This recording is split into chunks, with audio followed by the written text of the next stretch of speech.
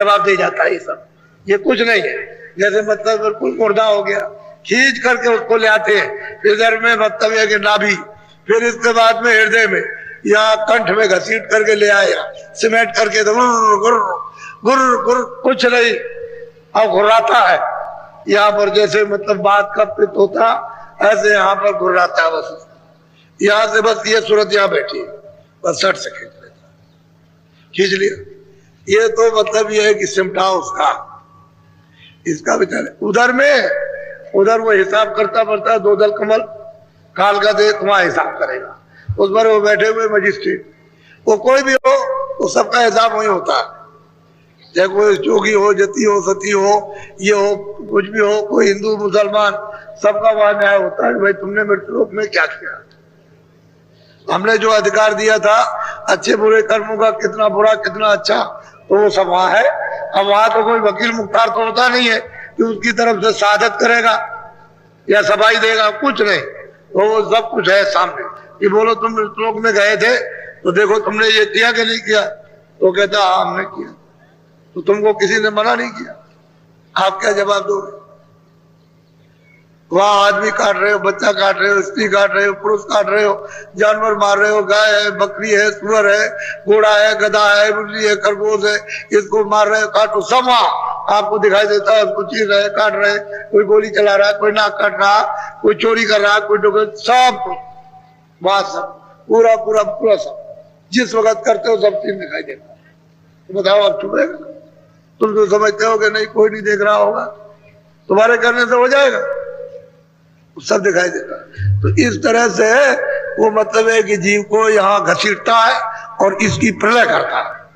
ये पिंड प्रलय, ये शरीर की प्रलय, वो घसीट के ले जाता है उधर। बोलो देई कारज पृथ्वी होई, पृथ्वी ने गिरसी पोरे। वो कहते हैं कि भाई शरीर के लिए पृथ्वी हुई, जल पृथ्वी अग्नि वायु, खाली जब मसाला तैयार किया तो इसके कि जब ये शरीर होगा तो उसके लिए जगह होनी चाहिए, उसके लिए जल पृथ्वी अग्नि वायु आकाश। क्योंकि इसकी रक्षा के लिए जो कि जल पृथ्वी अग्नि इनमें से पांचों में से एक कम हो जाए तो काम नहीं चलेगा।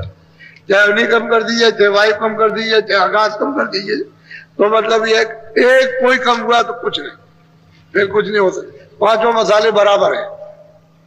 तो कहते हैं कि देही के लिए तो पृथ्वी तैयार की उसने, जल पृथ्वी अग्नि, इसके बगैर ये इसकी रक्षा होनी, सूरत रह नहीं सकती। इस पिंजरे में सूरत रहेगी नहीं, अग्नि रहेगी तो नहीं रहेगी, वायु नहीं रहेगी तो नहीं रहेगी, जल नहीं रहेगा तो नहीं रहेगी।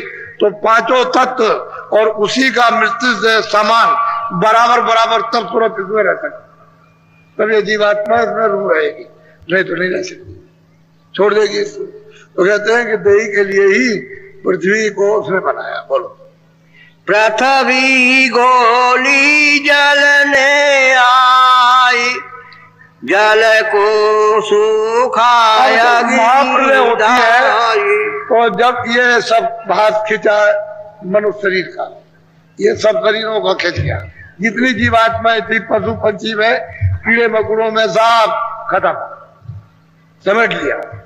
अब ये पृथ्वी जल में घुली, ऐसे नहीं घुलती है, ऊपर से आवाज बंद करते हैं। जब उन्होंने अपने मुंह की आवाज को बंद किया तो ये जितने पहाड़ हैं जो आप तोड़ते हो, ये ऐसे हो जाते हैं बुर बुर जैसे राख, एक क्षण के अंदर। क्षण तो बहुत ज्यादा समय, उससे भी कम, यानी बिल्कुल भुर भुर भुर भुर ऐसे हो जाता है जब वो आवाज बंद करता है। बस ये सारी पृथ्वी एकदम से दर्द से जलमय हो जाती है, पूरा का पूरा जल हो जाएगा। कई एक रेशों को भी कहीं पृथ्वी नहीं रह जाएगी, ना कोई पेड़ रह जाएंगे, कोई चीज नहीं रहेगी, सब बराबर जलमय। ये सब नदी नाले, सब ये तालाब घर, कुछ नहीं, सब बराबर। अब वो कहते हैं कि भाई जल ने पृथ्वी को ऐसे बोल लिया, उसने आवाज बंद कर दी, बस खत्म।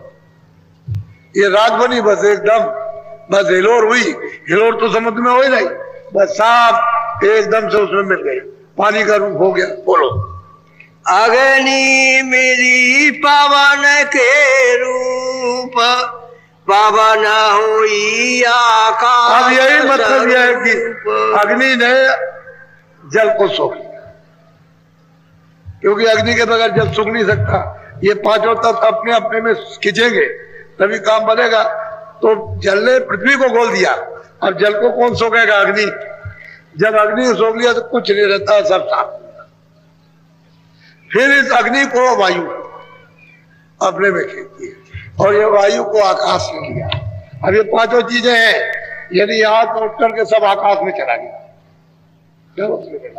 अब खिंचाव हो जाएगा। बोलो।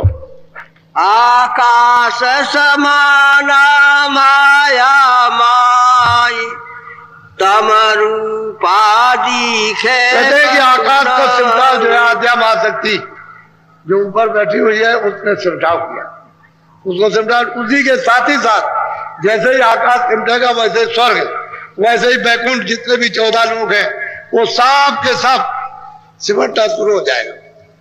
तो वहां क्या देर लगती, वहां तो नीचे से ऊपर तक यदि इतना हो जाती है तो जितनी वहां रुए रहती है वो सब पहले ही सीधी पहले ही समेट ली ऊपर में, और फिर उसके बाद में ये सब बात की सिमटता सा। तो वो है लिंग तत्व। इंद्रिया है, रजोगुण तमोगुण सतोगुण है, मन बुद्धि चित्त सब सिमट जाते हैं। बोलो। माया रली ब्रह्म में जाई शक्ति शिव में गई। कहते हैं कि भाई फिर ये सब जब ये सिमटा हुआ सब माया का, तो उधर शक्ति ने सब समेटा और शक्ति को समेट लिया निरंजन भगवान ने, जो सैदल कमल में बैठे हुए। ये पूरा का पूरा सिमटा हो गया, कुछ रहने को बचने को नहीं, सब अपने मिला लिया।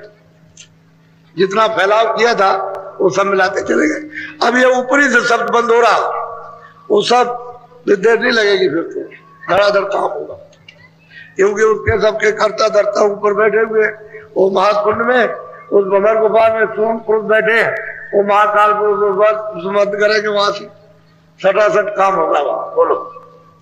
शिव पहुंचे ओंकार मजा। अब ये निरंजन भगवान को ही शिव कहते हैं, इन्हीं को शिव कहते हैं।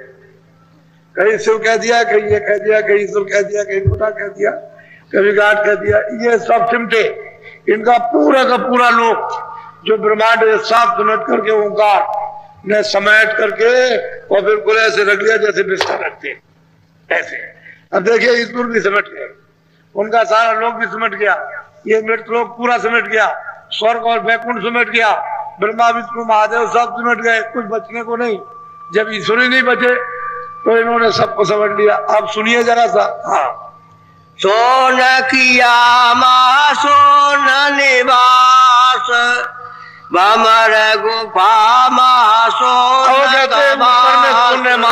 सुनने 10वां द्वार यानी पार ब्रह्म, उन्होंने ओंकार को समेट लिया, वो ब्रह्म को समेट करके अपने में।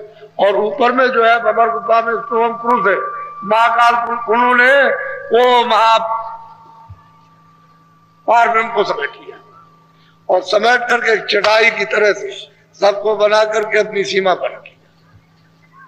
वेद को समेट करके ऐसे जैसे चटाई समेटते ऐसे कुछ नहीं रहता, न वेद न कतेब न जमीन न आत्मा न सूरज न तारे न स्वर्ग न बैकुंठ न 84 न 4 खाने न ये न वो, कुछ नहीं। कोई या पूर्व पश्चिम नदी नाले कुछ नहीं रहते, कोई चीज।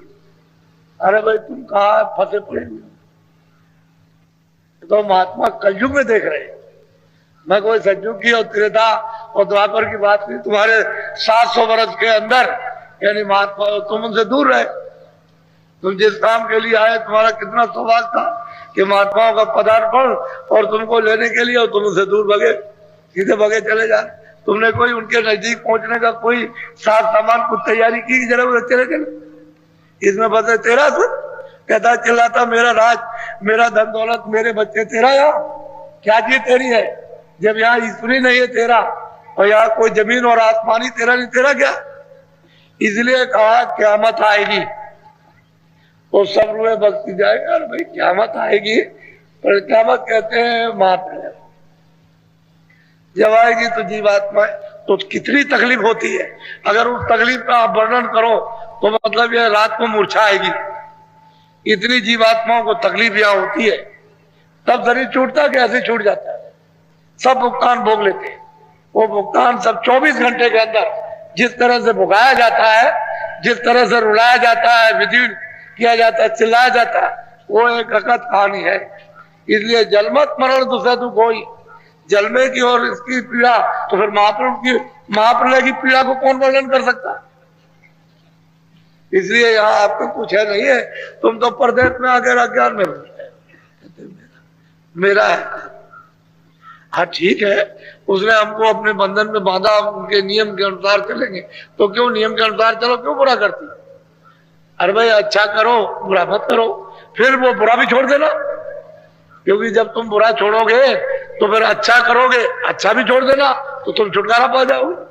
पहले तो बुरा छोड़ो, अच्छा करो, फिर बाद में महात्मा जुक्ति बता दे तो तुम अच्छा भी छोड़ दो, तो न पाप न पुण्य, तो जीव का छुटकारा हो जाए, अपने घर की तरफ जाएगा। अब तुम अच्छा समझो ना बुरा समझो, अब इसमें लगे पड़े हुए तो तुमको कोई आराम मिला? एक भी आराम नहीं। इनमें से जितनी शकल है कोई आराम की नहीं, हमको जो दिखाई दे रही है कोई आराम की शकल नहीं है। सब परेशान, सब दुखी, सब हैरान और सब चिंतित और घबराए हुए कि पता नहीं क्या किस समय हो जाए। अरे भाई तुम अपने घर में जाओगे विश्राम ही मिले, पराए घर में विश्राम नहीं हो सकता। अपना घर स्थिर है, अखंड है, अविचल है, चला माने